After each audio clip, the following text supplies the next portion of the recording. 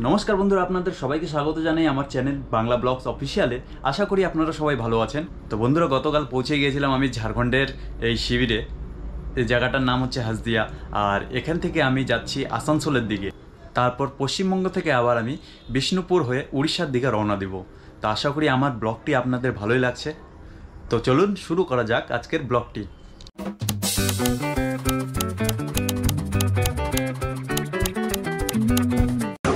ঝাড়খণ্ডের এই শিবির থেকে সকাল সকাল বাইরে বার হওয়ার পর দেখা হয় দাদার সঙ্গে। দাদার নাম প্রবীণ।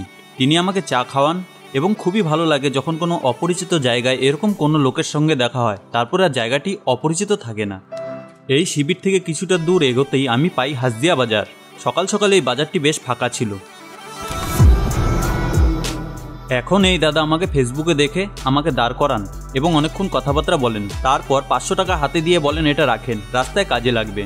আমি স্বপ্নেও কল্পনাও করতে পারিনি বাড়ি থেকে এতটা দূর এসেও যে লোকেদের চিনি না জানি না তাদের থেকে এতটা ভালোবাসা পাবো।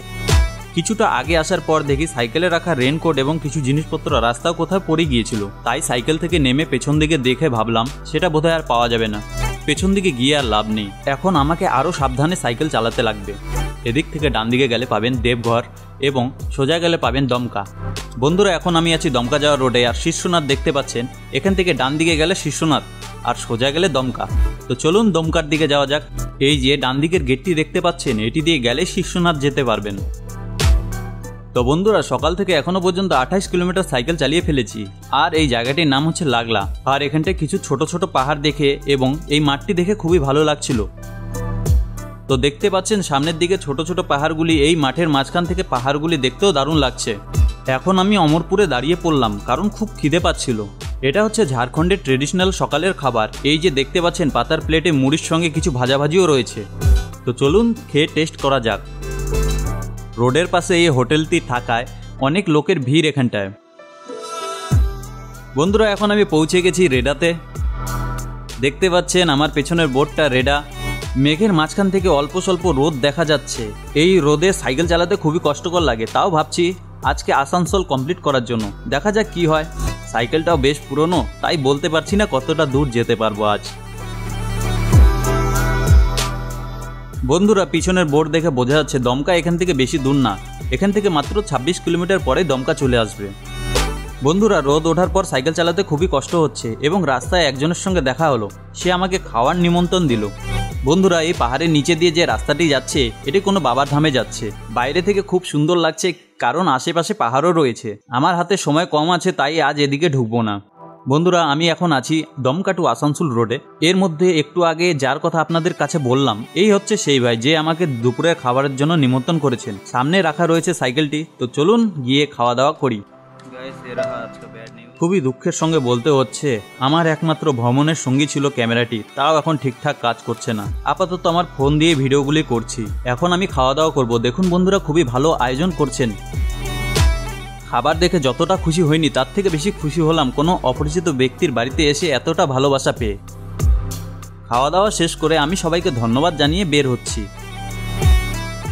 কিছুটা এগোতেই খুবই উঁচু রাস্তা পেলাম। এর জন্য আমি হেঁটে হেঁটে উঁচুটা কমপ্লিট করতে যাচ্ছি।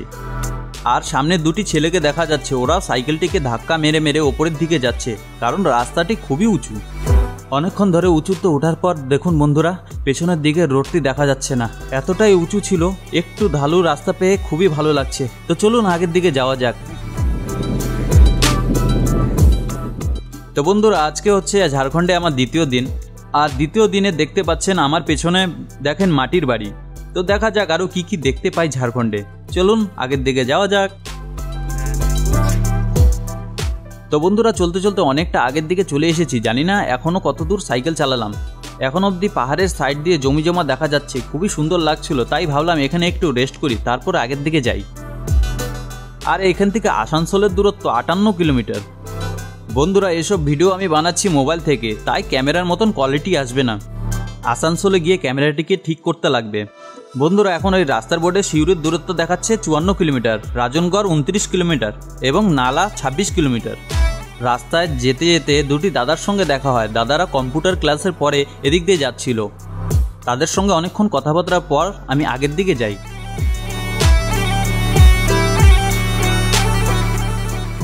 বন্ধুরা, সকাল থেকে আমি সাইকেল চালিয়েছি 92 কিলোমিটার। হাসদিয়া থেকে পৌঁছে গেছি আমি ঘোলজোরে। এই জায়গাটির নাম ঘোলজোর। আর আমার পেছনে রয়েছে টায়ারের দোকান। এই টায়ারের দোকানে আমার রাতের আশ্রয় হবে এবং তার পাশে রয়েছে ঠাকুর লাইন হোটেল। এই দাদারা আমাকে অনেক সহযোগিতা করেছে।